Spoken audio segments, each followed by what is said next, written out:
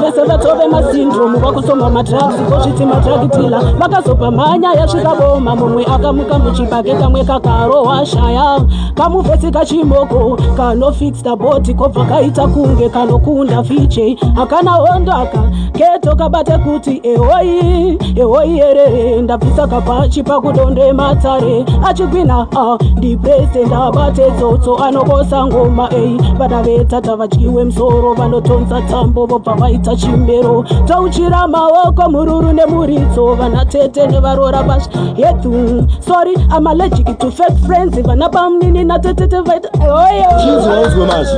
want me say who them wish button up inside, who them chant every day in the tongue, who them wanna stop Jasper from rising, who them wanna stop the marijuana know, who them say King Selassie fake Monday, who them say Rasta ling bribati Monday, who them say Rasta is a fed of Babylon then, who them say Rasta lig the pussy on the fuck, who them banana never them chat, who them but better them never.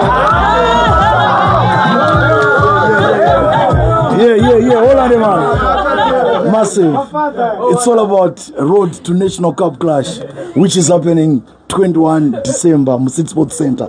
So my ghetto youths, if you're watching this video, my registration is actually on Mangwana Friday, 22 November, 23 Musit Sports Center from 12 Mascati kushika 2 p.m. Sagabata time 12 to 2 p.m. Swika ipapo tuita ma registrations edu ipapo for you to participate. Usazoti mota yakapo ambida, mota yakapo kona ngale, mota yakapo alipo. Be there, uradze talent rako uende nejago. Cheapest promotions. Wakadzaripo motikari here. Wakadzaripo. Wakadzaripo motikari kaini. Asi mota yachapo wa Jasper. Wasunzwa mota yapo wakadze kuti. Yes. Musazoziye mota ichenda na madzimai.